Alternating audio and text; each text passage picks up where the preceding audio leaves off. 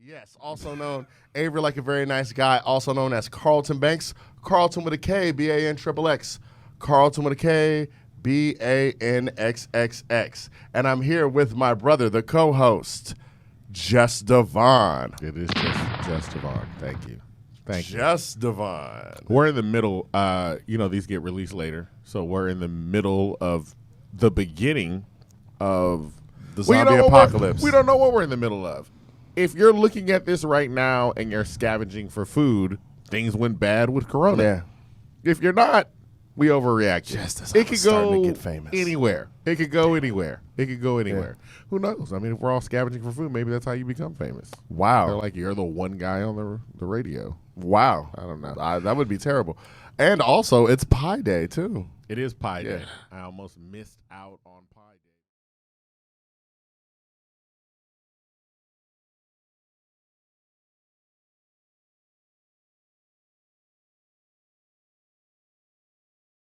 The black and ugly as ever. I stay Houston down to my socks. I don't have on socks. I don't even have on shoes today. This is In My Humble Opinion podcast. I'm one of your hosts. It's me. It's Avery, formerly Carlton Banks. Yeah, I know it's a different person now, but I'm the same. Also, we're here with my brother, the co-host, one of the greatest writers I've ever met in my entire life, the baldest nigga I've ever met in my entire life. That's not true. Suge Knight looking ass boy. That's not true. I'm not the baldest. We have a whole family. All right. Suge Knight looking ass boy. Should I call you Dr. Douglas?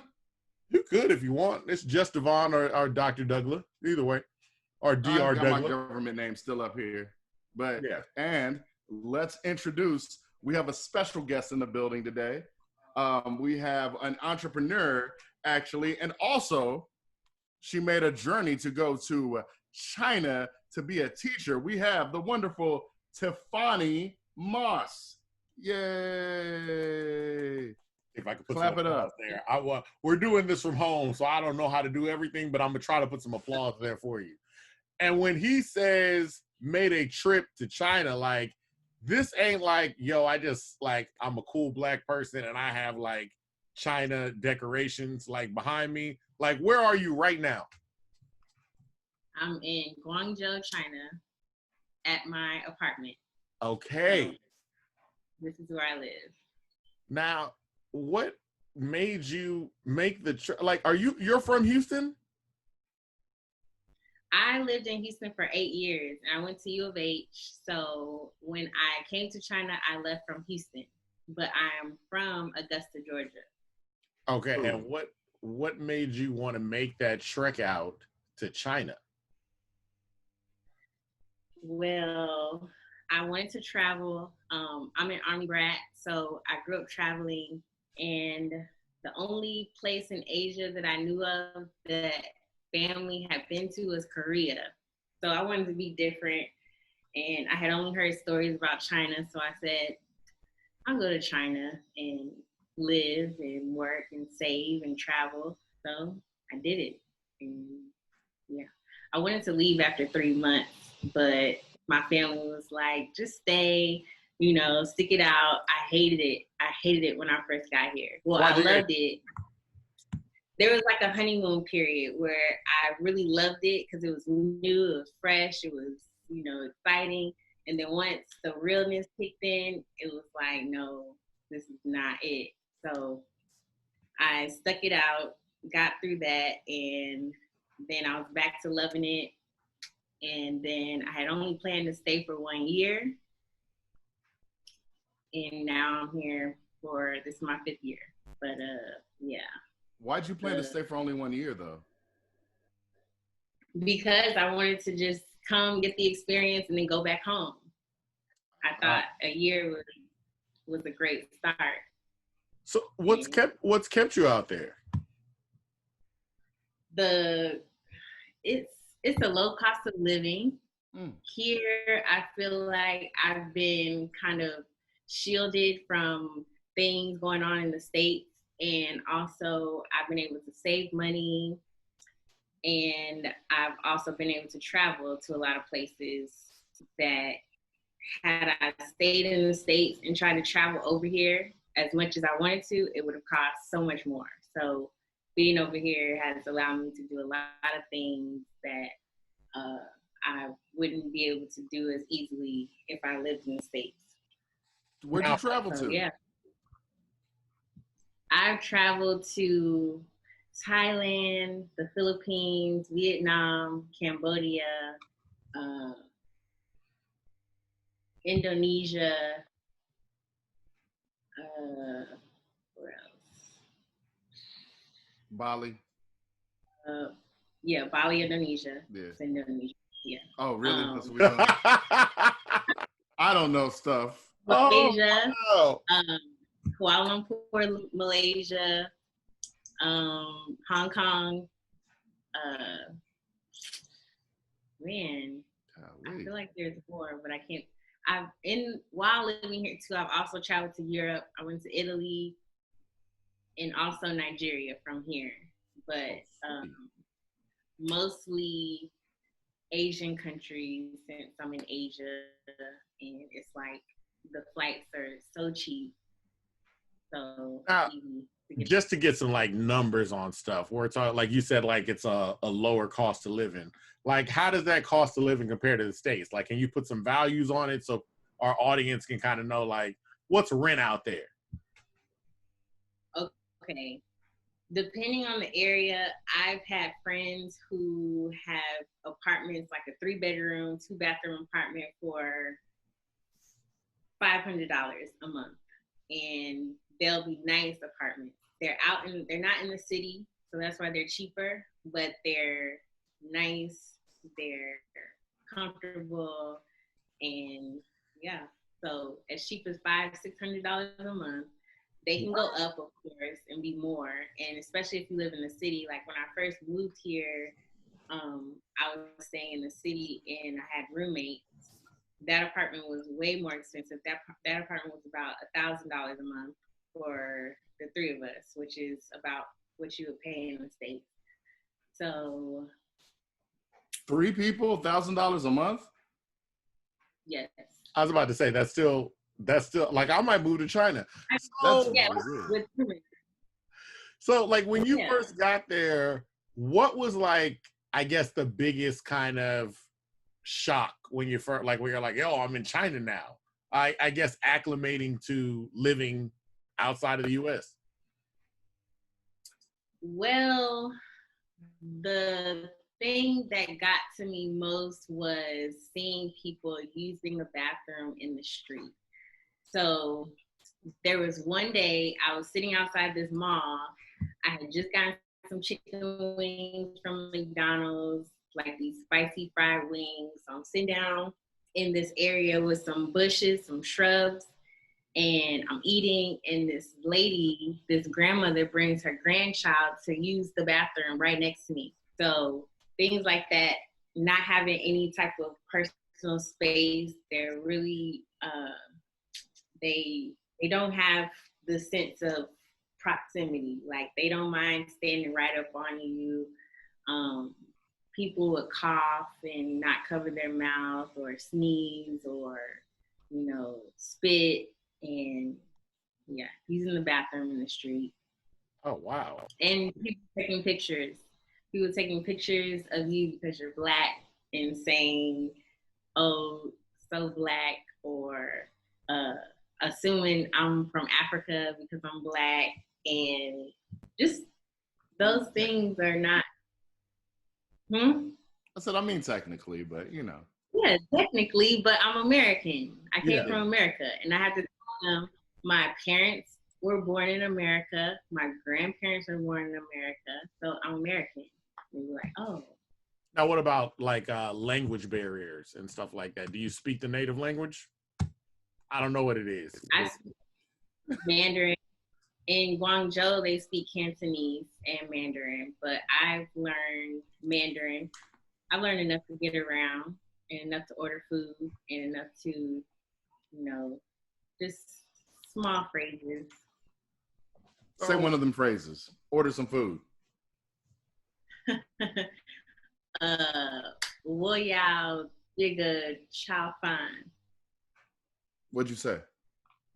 I said, I want some fried rice.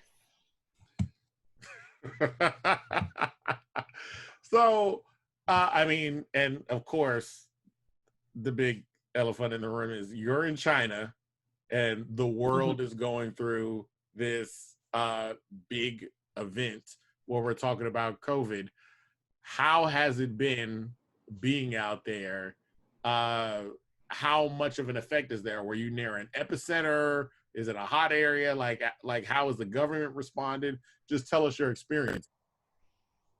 So when everything started in around January, I wasn't in China.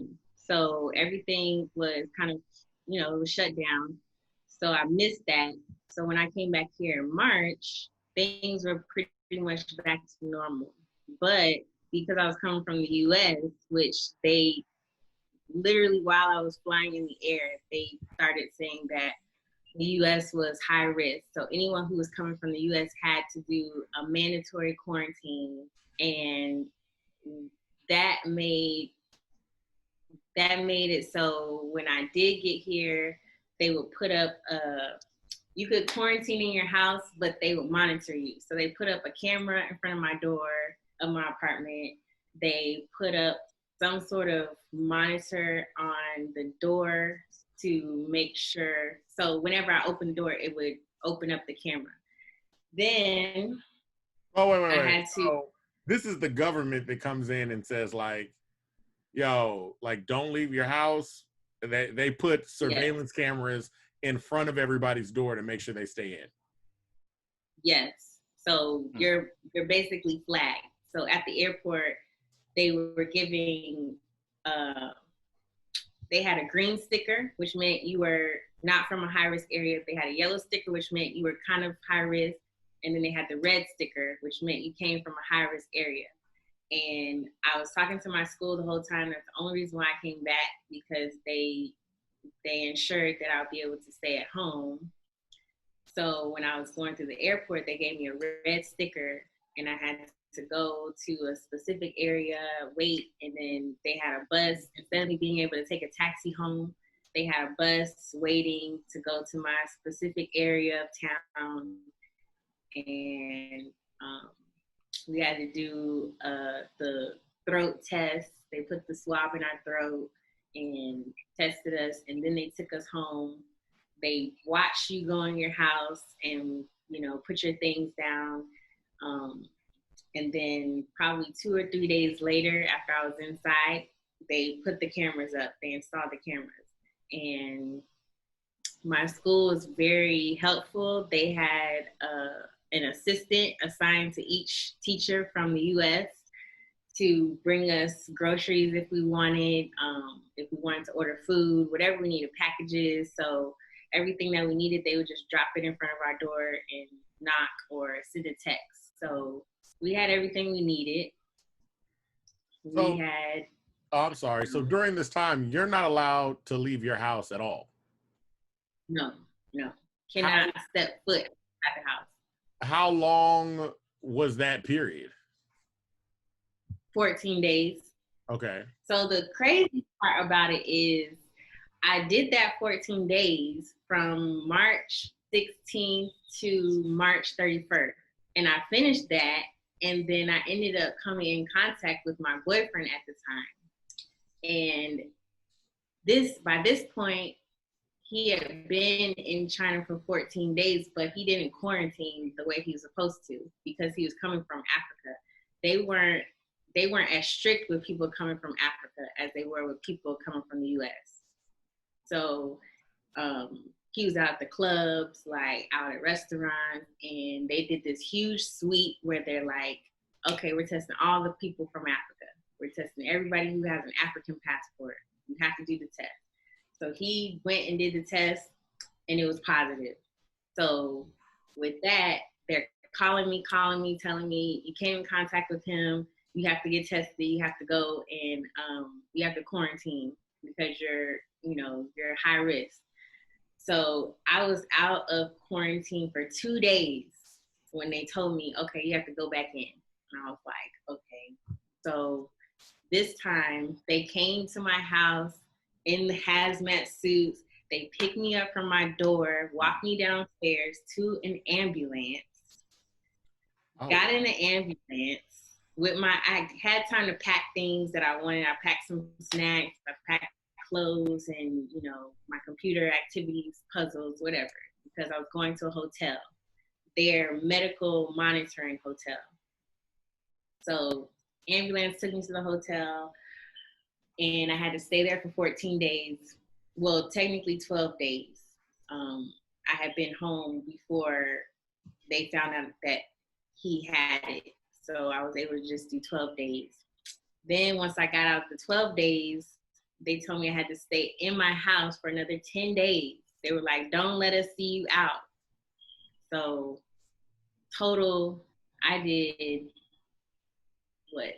38 days of quarantine since I came back to China. Oh, wow. Yeah. Now, you said that was your boyfriend at the time. Did y'all break up because of COVID? Yes. Wait. So, what? You were like, yo, you broke quarantine, so we can't be together.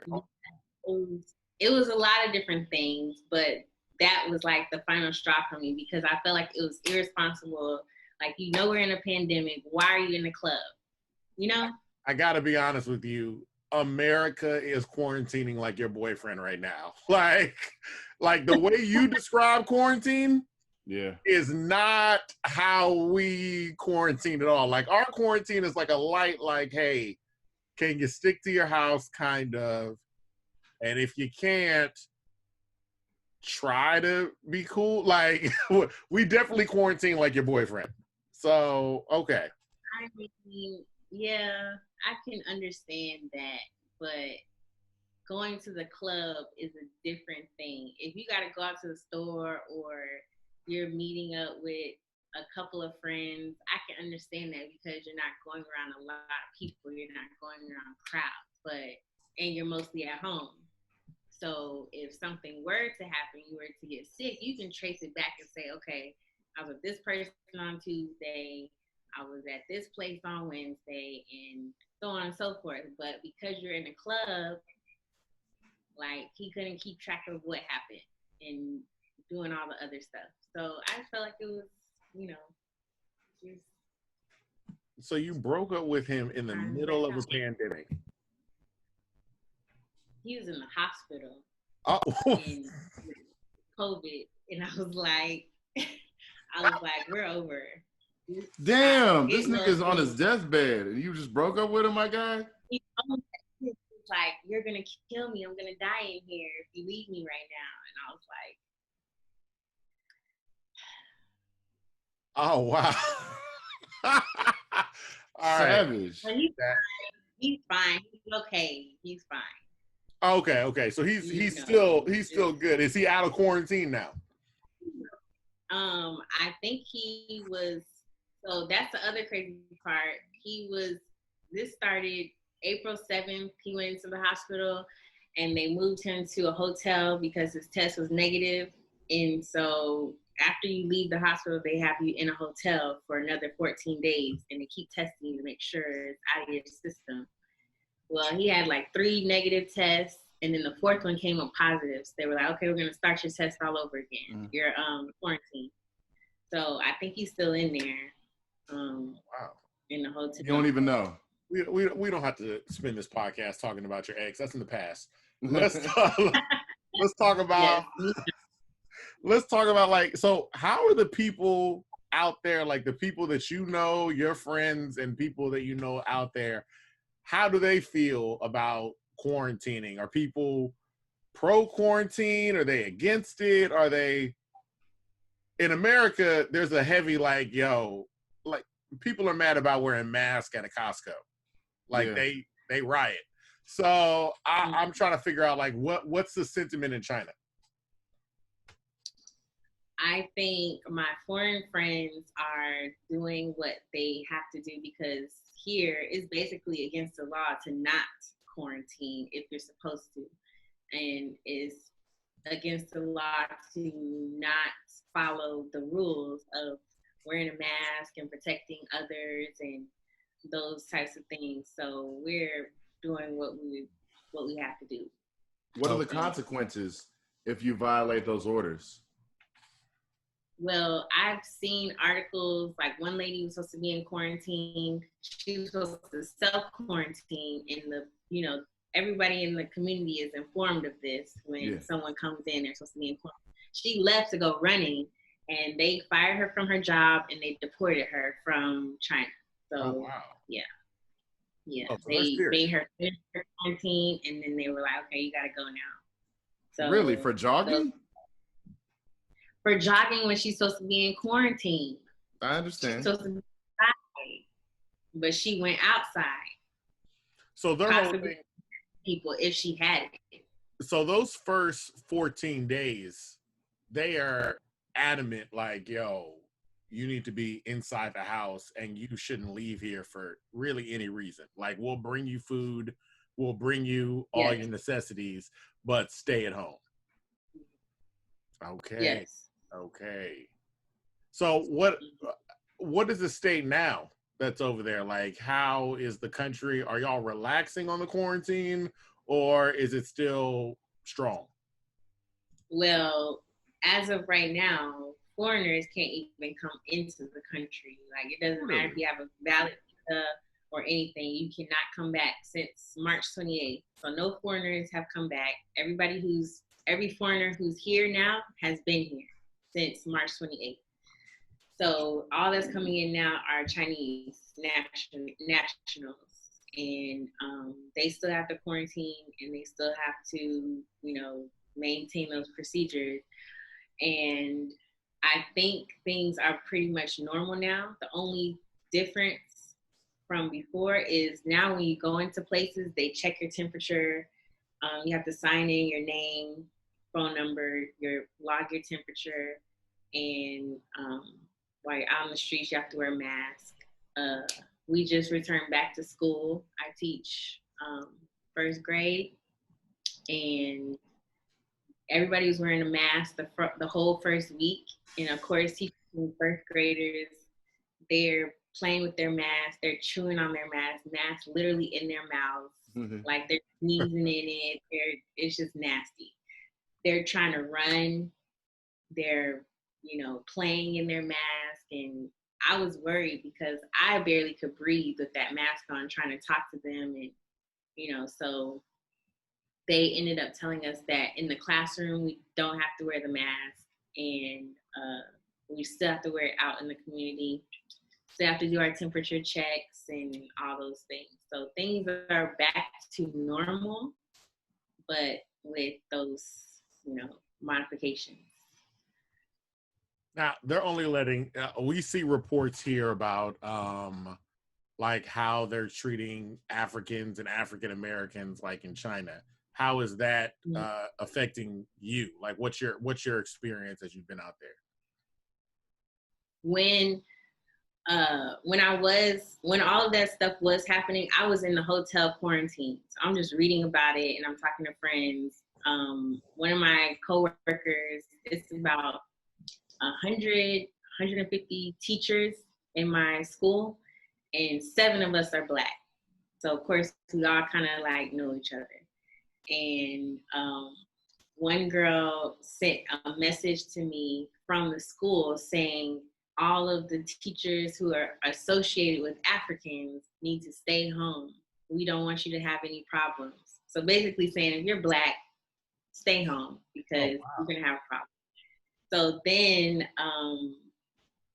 of course, they told them that's no. Anybody can be associated with Africans. Anybody can have the virus. Russians, Colombians, everybody. So why single us out? So they ended up telling us that if we needed to go anywhere, they would have a private van take you to wherever you needed to go for the Black teachers. So a couple of my friends took advantage of that.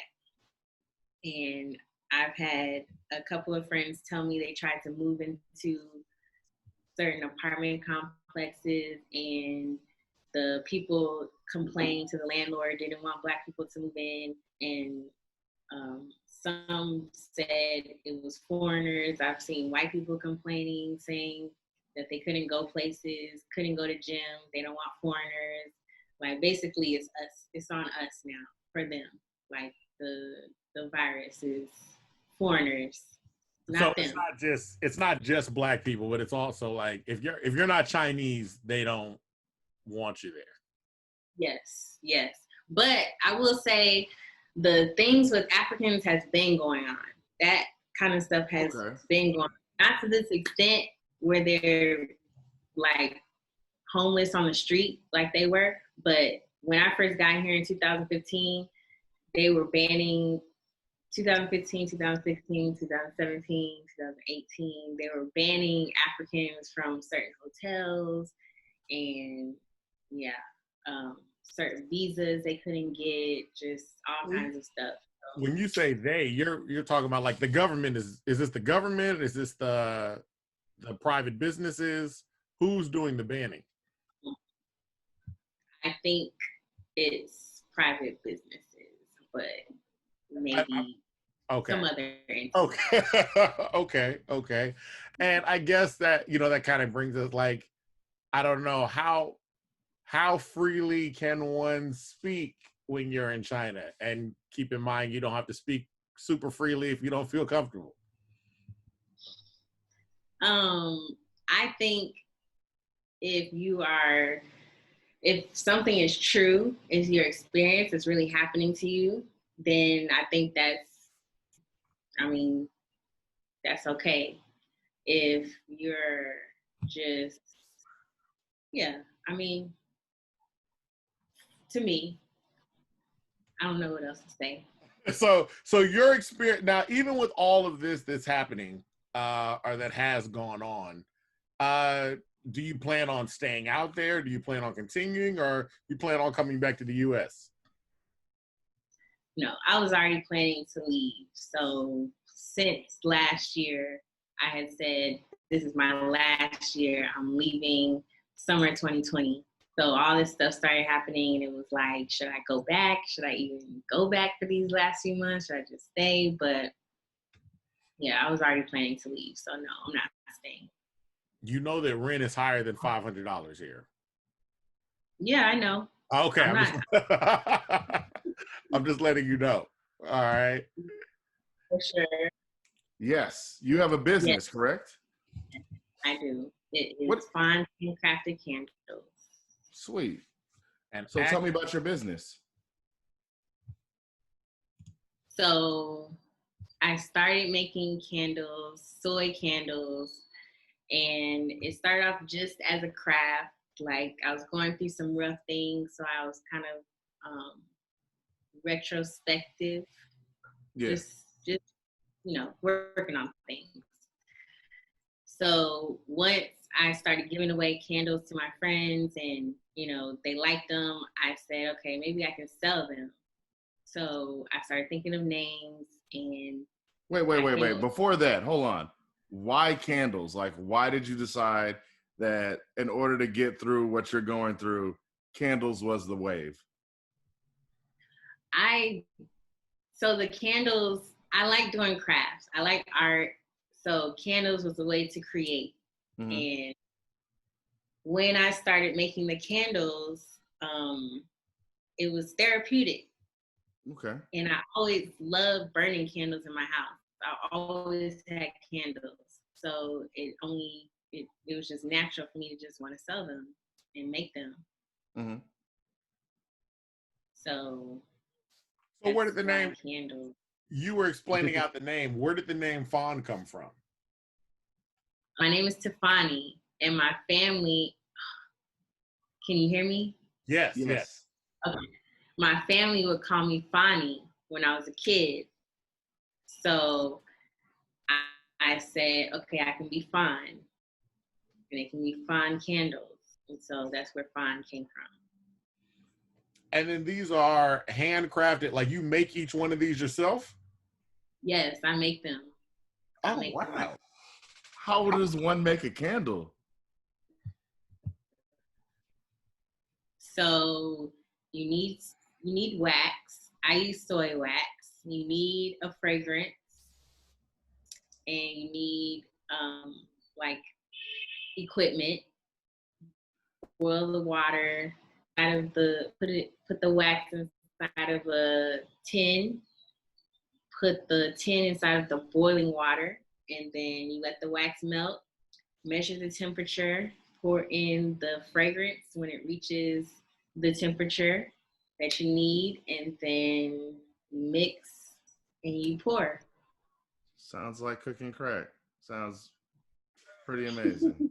That sounds like cooking crack. I've never cooked crack before, so I don't know. Me neither. I've never cooked Me crack neither. before, but C Murder described it perfectly on I don't Ghetto think Dope. C Murder needed. But yeah, I don't think C Murder and Master then, P's perfume or any kind of sense in their crack. So I understand. there's that. Why soy candles? soy. Soy is a natural vegetable wax, so I wanted to keep the nature going, and yeah, instead of using other waxes that can be damaging to the air and possibly your health, I wanted to do something that was more natural. Wait a minute.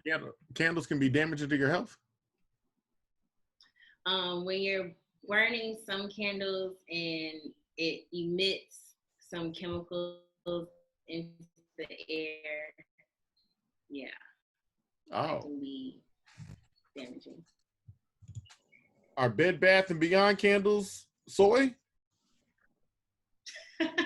Dog, I'm out here damaging. I'm damaging my air, dog. Yeah, for real. Yes, I don't know about Bed Bath and Beyond. I think they have a lot of varieties of waxes and types, so you just have to check. So, I mean, now, like, you already have the company. The company is launched. It exists. So you sell here in the U.S. as well as in China. Is it worldwide? Where are your areas of sell? Right now it's China, and I plan to launch in the U.S. at the end of this year. So right now is mainly China. Yeah, I would like to one day expand to Nigeria and see how that can go. So, yeah. Now, Plan to be international. What's been the response of, I guess, your customers out there in China? Like this is obviously, when I pulled up the website earlier, this is a Black-owned candle company. Like, how are your customers responding so far? That people from all over the place have really been supportive of my company. So I have some regular clients from Poland, from, just all over the place. Okay. And yeah, so they love it. They love the values, and they love that they're handmade. They love the fragrances, and yeah, so I feel like I've got a lot of support here, and from all different kinds of people. Oh, that's dope. Now, when you're talking about just living out there, we'll go back to, like, I guess, just your daily life and things like out there now. You say things are pretty much like back to normal, right? Yes. So, well, I guess for our listeners and our viewers, what are there any real major differences from living in China as there are from when you were living here in the U.S.? Is it like you kind of go about your day to day the same, or you're like, yeah, it's pretty much the same, but this one thing is different? I feel like for me in the States, I'm able to drive wherever I want and go to stores whenever I want.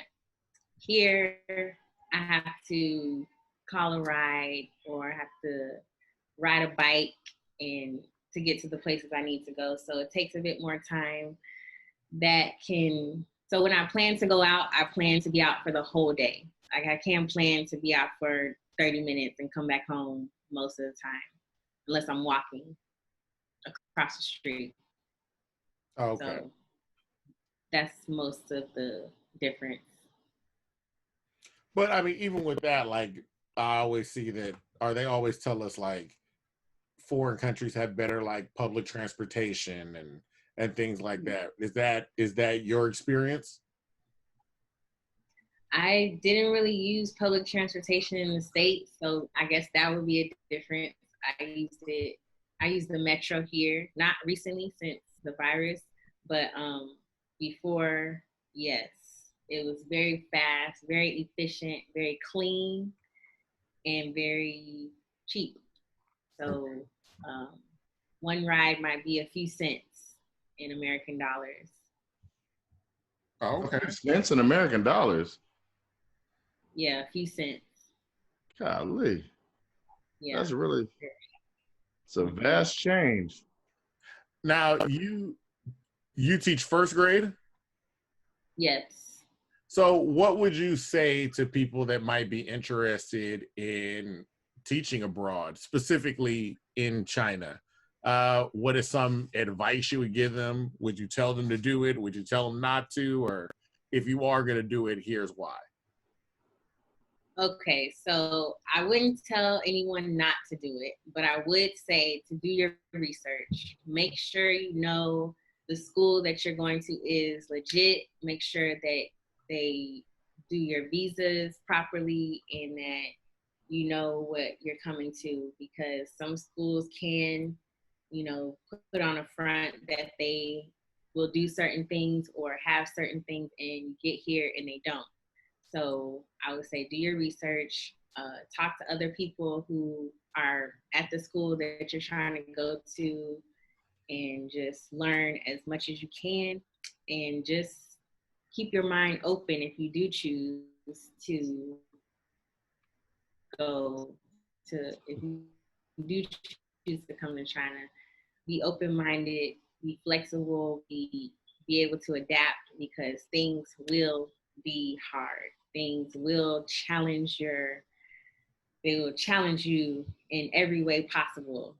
So you got to be patient and understand that the culture is very different, but there's a lot to learn. There's a lot to appreciate about it.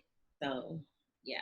What was So that one was of the what was one of the most challenging things that you felt you had to deal with over your 5 years out there?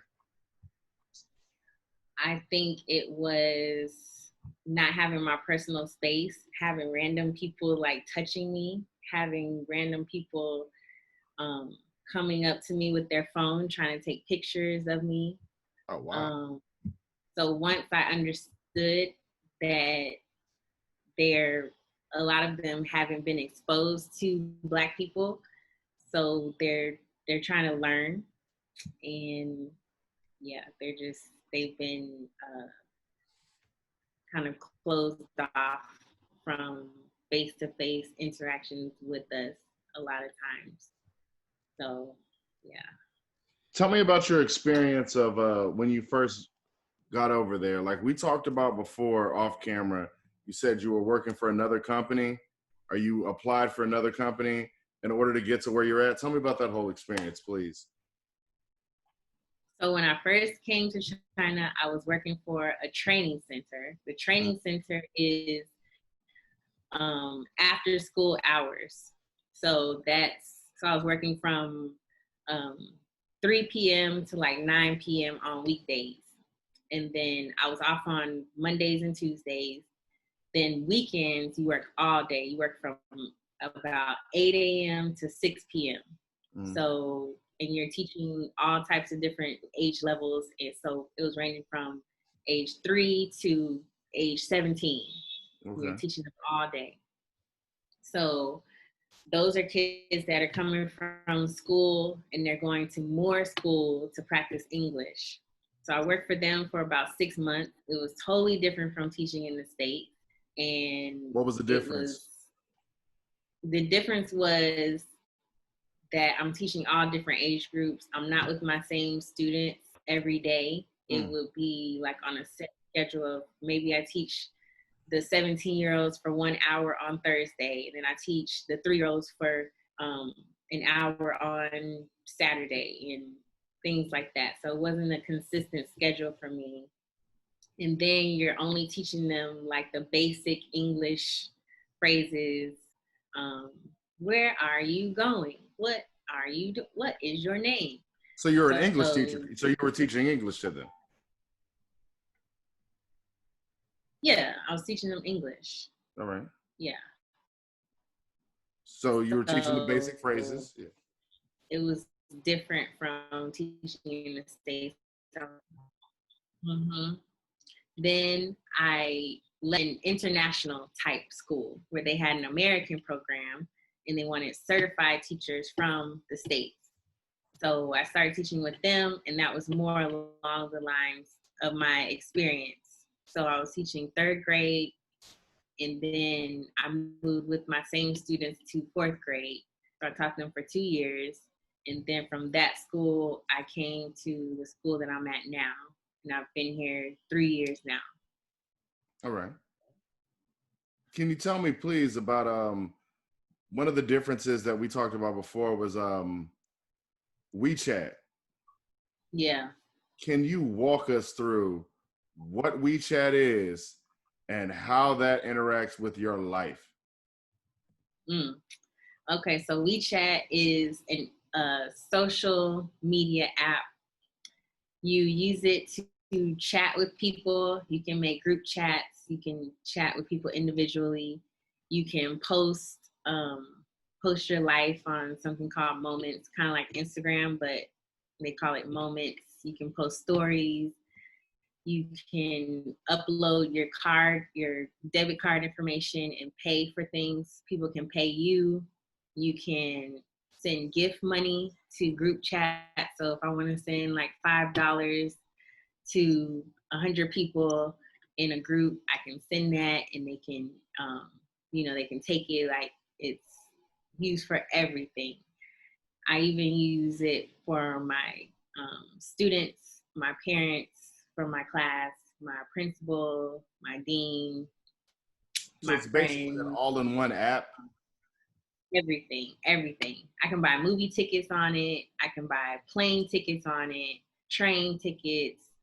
People pay rent with it. Everything is on it. So given that you can pay rent on this, does this have anything to do with your credit score? So I don't think I have a credit score because I'm a foreigner, but there's another app that I think is connected to your credit score, and it's called Alipay. So Alipay is another app that's similar to WeChat, but it's just money. It's just money. So Alipay shows your transactions, and you can scan a code to pay and all that type of stuff. Pay for like anything. Pay for like anything. What's the big purchase you can pay? You can buy a car with it? Probably. I paid for plane tickets with Alipay. I paid for, you can be friends with the person on Alipay, and you can transfer the money to them directly. Or you can scan their code, their Alipay code, and pay to them directly without being their friend.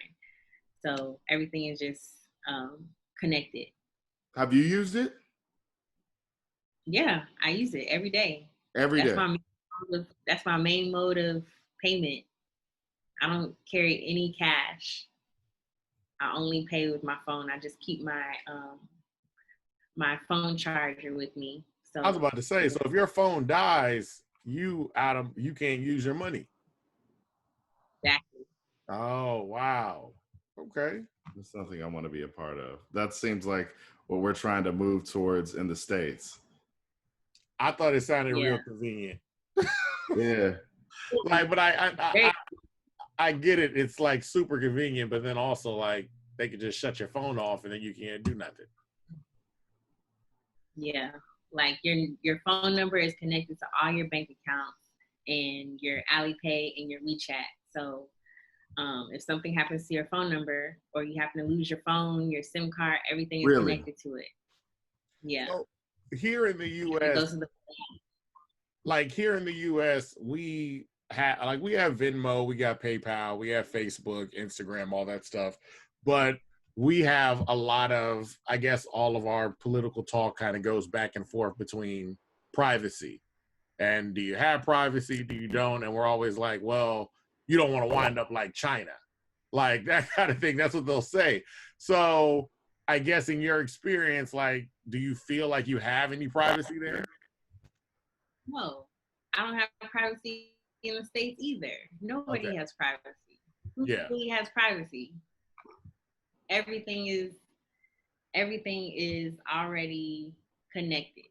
And I feel like in the States, we have the illusion of, yeah, I have my privacy, but really, I don't think so. Here it's more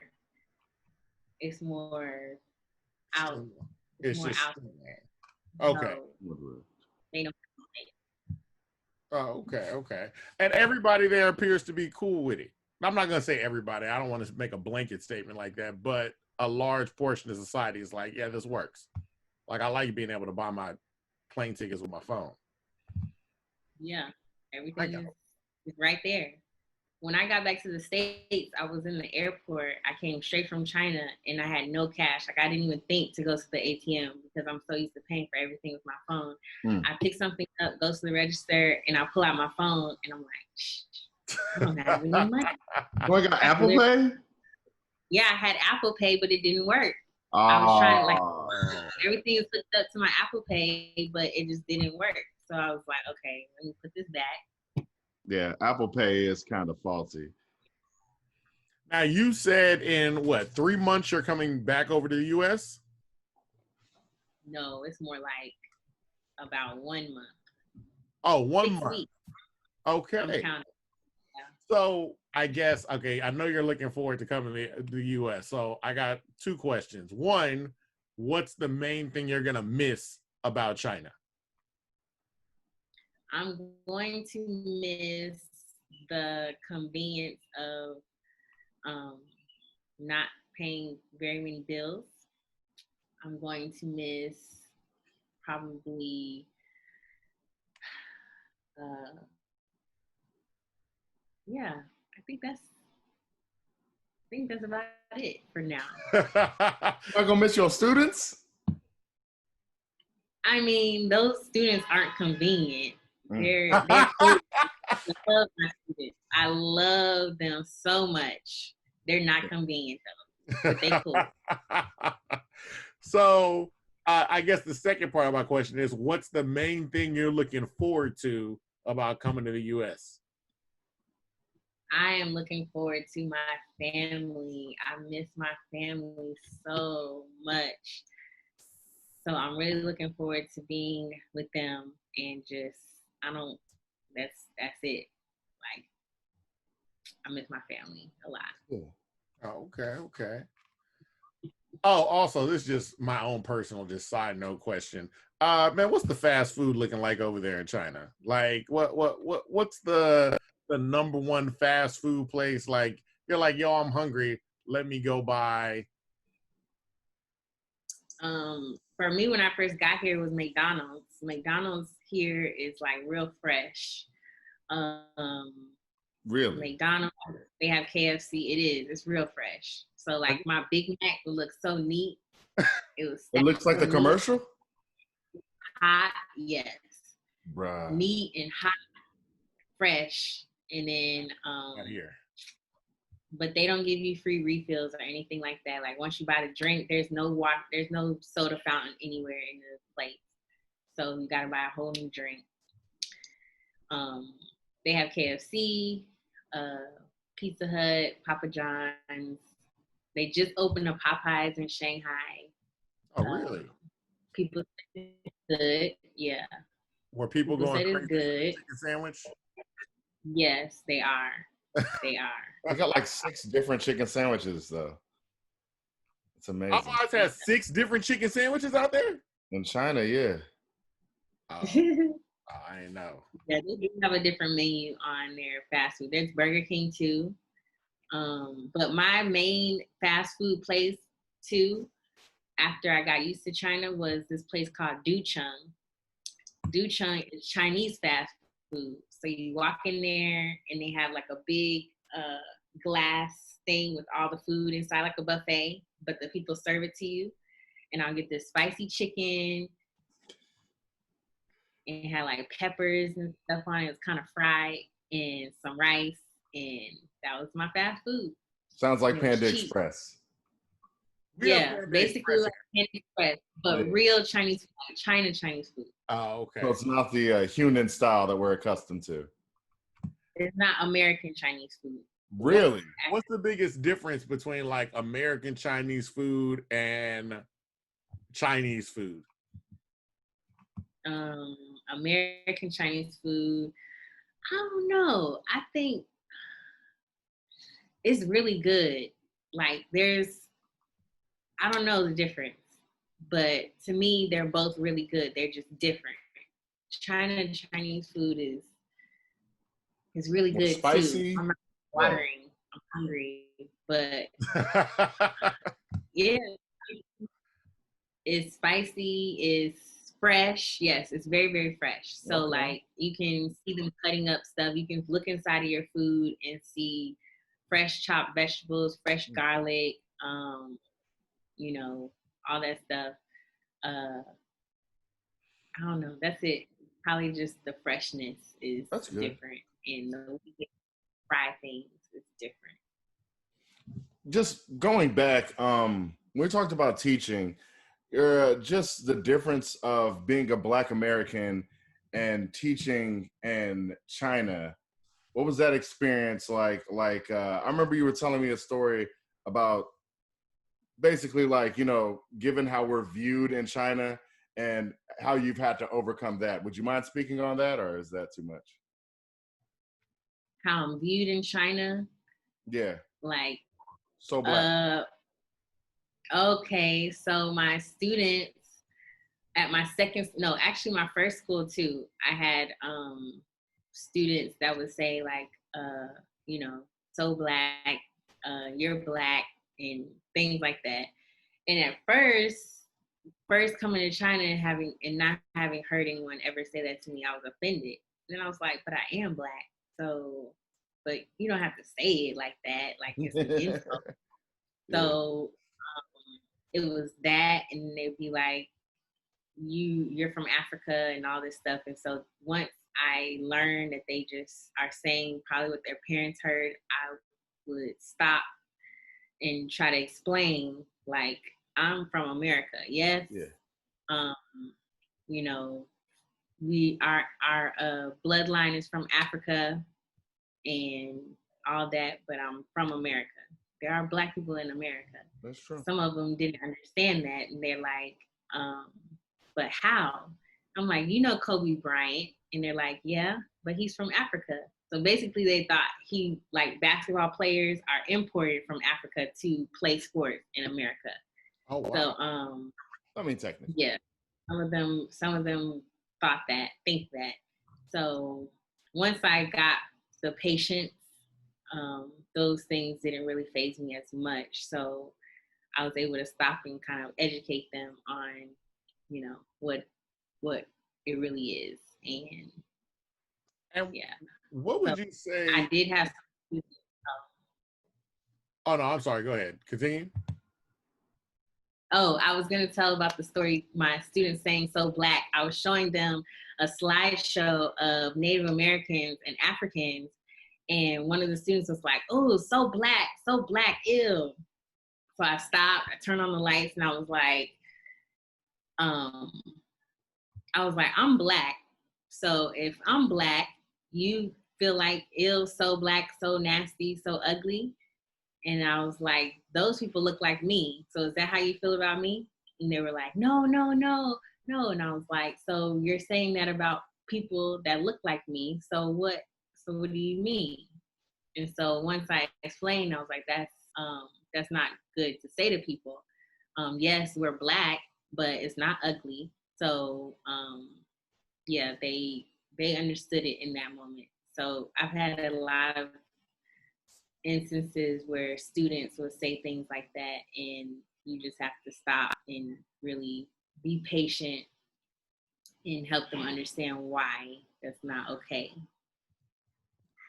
now you were talking about, your students' understanding of Black people in America, where, I mean, these are younger kids, I'm assuming, that were like, hey, I thought basketball players got imported from Africa. But what is your perception of the people around you, like the adults? What do they think the situation is with Black people in America? And how do people just view America in general over there? I think some of the adults think that Black people are imported too. But I do know that I've talked to a couple of people, older people, who know the situation with Black people in the States and how, like, we're dealing with, police killing Black people and just all those types of things. They watch that on the news, and so I think that it continues their thought process of we're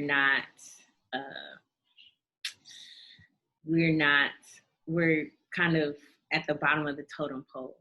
So I think that perception continues, and they want to check your credentials. They want to know that you have the degrees and you have the experience to teach their kids and all that. You're under more scrutiny when you are Black in America and here. I was like, so basically like America. So okay. Even going to work for the company that you work for, was that a big issue? No, this school, it's not diverse, but there are some Black people here, and it's very westernized. So my principal is from Australia, my dean is from Arizona. We're from all over the place. So they understand the need for diversity. And I haven't had any issues with them saying, oh, they haven't put me under the microscope like other places have since I'm Black. Like a normal teacher, like just, yeah. Now, I know we talked about privacy a little bit. Talking about privacy and how there's differences. I spoke to somebody, I don't remember who, in China. They were telling me about how, like, you could be in an establishment or in a club and the government can just come in and just test everybody for whatever. Has that ever happened to you? Yes, I was at this restaurant one night. Well, we didn't get tested, but I was at a restaurant one night and sitting there eating, and suddenly the restaurant owner turns the lights on. The lights were dim. They turned them up on bright, and they stopped the music, and like 5 or 6 police officers come inside the place, and they start asking this table of Black men for their passports. The restaurant is full of people, white people, and it's me and my ex, my ex, and his friend, and then a few tables down were some Black men. They go straight to the back, start asking for their passports, and I don't remember what excuse they gave them, but they didn't have their passports with them. So the police ended up walking back out and leaving.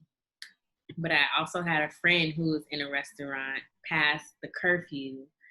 The curfew, I think, is like 2 a.m. And so they were in this place partying until about 4. And the police came in, locked the doors. Well, I don't know if they locked the doors, but they blocked the doors, and they had everyone in there by groups get into their paddy wagons, their police cars, take them to the station, and test them for drugs in their urine. So if your urine is negative, then you just basically have to pay like a bail to leave. And if it's positive, you go to jail for 15 days, then you're deported from China. So. Wow. Any drugs like weed? any drugs, weed, anything. Oh wow. Okay. That's terrible. So I guess the other thing too about that, like you were saying, they came in. Is this a situation where you have to have your passport with you at all times, so Yeah, you have to have your passport or some form of identification? So, oh wow. yeah. I've been stopped a few times in this area called Xiaobei. Xiaobei is where most of the African population works and lives in Guangzhou. So when I go to Xiaobei, they will always ask to see my passport. And there was one time where I didn't have my passport because my visa was being updated. So my school had my passport, and I didn't have any other type of, paperwork. So they stand in groups. It'll be a group of police officers, women and men. And this day it was about 10 of them. So I'm walking and I try to act like I didn't see them. And they waved me down. They were like, ma'am, can we see your passport? And I was like, I don't have it. And they were like, where do you work? Where do you live? Asking me all these questions. Do you speak Chinese? And I was like, no. And so I showed them like the key to my apartment. It's a key card. Showed them that. They were like, call the number. We want to talk to the front desk to see if you live there. Called them. They confirmed that I lived in this place. And then they let me go. Another time, I had my passport and I had all my paperwork, and they were again standing in a group in another area. I tried to walk by again and pretend like I didn't see them. They waved me down, asked for my information, showed it to them. They wrote some stuff down in their book, and then they let me go. So they check pretty regularly. But I think if I were African, they wouldn't let me go like that. So we do have a certain privilege being from America. Even though we're Black, we have a certain privilege having a USA passport versus a passport from an African country. Really? Okay. Just one more thing. We were talking earlier about your experience of being in that quarantine. You were talking about a particular. I don't know how to get to this because you can edit this part, but like, what was that about? They could shut off your something that you can't go back. Tell me that whole story.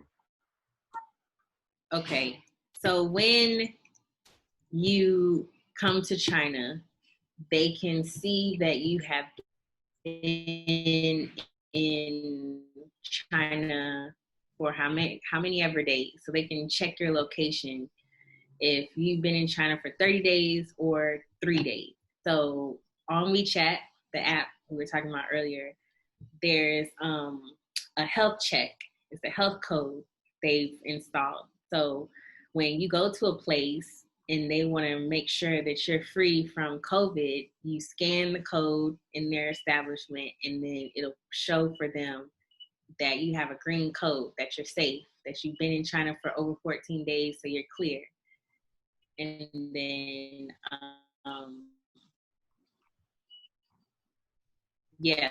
so if your code is green, you're good. If code is red.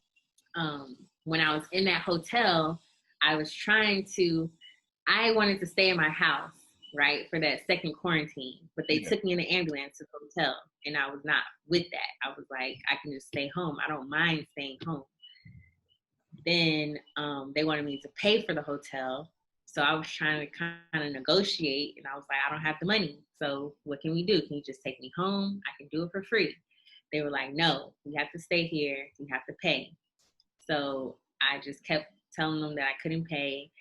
And finally they said that if you don't pay, then you can't change your health code to green. It's going to stay on red, and that's going to cause you some problems. So if your health code is red, you can't go places. You can't, like, people will shun you because you're COVID. So yeah, I ended up paying so that I could have my health code to where I need to be, so that when it's time to go to the airport and leave China, I don't have any problems. So Okay, so even with that, and I guess like I was under the impression when you were saying like, yo, they're gonna put you up in a hotel, that they were putting you up in a hotel. Like you still have Right. to pay for the hotel. Yes. Oh wow. And you have to stay, you have to pay for the hotel for however long you need to be quarantined. And how much is a hotel stay? That hotel was 380 RMB a night, which is probably like, I think maybe like $60 a night. Okay, that $60 wasn't a as night. bad as what I was thinking, but $60 a night? Yeah. Yeah, And I nah. stayed there for 12 days. That's a lot Yeah, for that's a lot of 12 money. days. That's a lot of money. Yeah. So I was really disappointed because it was like an unexpected expense. And I was like, I don't really want to have to, it was just an inconvenience all around because I had already done quarantine for 14 days. And I didn't even end up having COVID at all. It was like, I took like 5 tests over those 12 days, all were negative. So it was just, yeah, but I got through it. And at any point on any of these quarantines, did you ever test positive for COVID? No, never. That's good. And yet you still, I thought they were paying for your hotel stay. So you got to pay. Me too. Oh You wow. gotta pay. Okay. Yeah. Yeah, that's a lot. I think sometimes, like there was one lady who had gone to a restaurant and they called her, or no, not gone to a restaurant, but she was on the plane with someone who had COVID after the fact. And so they called her and was like, okay, you got to come to this hotel. And they ended up paying for her hotel. Like it was free. So I don't know what kind of circumstance that was where she didn't have to pay. But yeah, I had to pay. And it was just a precaution. Okay. Well, I feel like we got a lot more insight into life over there. I guess before we end this, because you're coming home in a month. By the time this airs, you'll be coming home in like two weeks. So what do you want people to know about Fon Candles? Like, let's end on a high note. Let's talk about Fon Candles, where you're gonna be selling, and then what the products you sell and everything that you plan on doing when you get back here to the States. Okay, so right now I have massage oil candles. These are candles and you can use them for massages. I have flavor body oils. These smell good and they Flavor taste body good. oils. Wait, Flavors. and also, back up. Massage body care, like you burn the candle and then the oil you use for the massage? Yes. You see yes. So you burn the candle. I don't know nothing about candles. Okay, keep going. So basically you burn it, it melts, and you can like rub it on. Okay. I'll be releasing some commercials for these so you can really understand what is going on. For the flavor body oils, there's a commercial? No, not yet. Not yet? But for the massage oil candle, yes, I have a few commercials for this one. This is odor eliminator spray. This is natural odor eliminator spray. So it is nice around your house, sprayed on your clothes, sprayed in the bathroom. Yes. I have a travel size too. You take on the plane in your carry-on bag. Yeah. Then here is the 20 ounce soy candle, 3 hemp wicks. Ooh. And this is coconut. Smells so good. Yeah, so I want people to understand that this is Fon Candles is not just candles, it's a lifestyle. This lifestyle is about just getting back to our nature, going to nature. And when I say go to nature, that means being with ourselves, eating right, getting our bodies right, and just with that comes the more mental strength, because you're able to help yourself mentally, spiritually, and physically. So yeah, that's Fon Candles. It's a lifestyle. It's a lifestyle, and it's a movement. So A lifestyle and a movement, man. That's positive. That's always a good thing to hook up with an entrepreneur to find out what you're doing. One thing, yeah, it looks so beautiful, the website. And your website is findcandles.com. That's where we can find everything. Correct? yes, Oh, that's yes. awesome. If it's a website, Starting in the fall, the end of this year, okay. I want to be online. Oh, okay. So in the fall, that's when, yeah, because I'm wondering, once you get back, when can people expect to start buying candles from you and all that? Yes. So right now I'm working on getting everything in order, getting suppliers for things and all of that. So I'm getting back in the summer. I want to have things prepared and ready to go by the end of the year. So once everything is ready, I will be posting, I will be emailing, and you'll know. All right. And they can also follow you on Instagram at fon.candles, right? Fon.candles. All right. Yes. Awesome. Once again, man, we have been here with the lovely Tiffoni Moss of Fon Candles. And we want to thank you for giving us all this information on China, everything that you're doing, being an entrepreneur, all of that. It was really informative. And yeah, this has been In My Humble Opinion podcast. I've been your host, Avery, like a very nice guy. That's also Dr. Douglas. He's a doctor. Kind of. So what? Kind of. Yeah. Kind of. He is. Rebranding, also known as, what is that? Just Devon as well.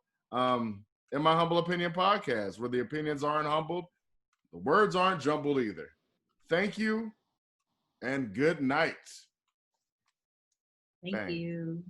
This makes me want to go to China. I want to try it out one time. I know.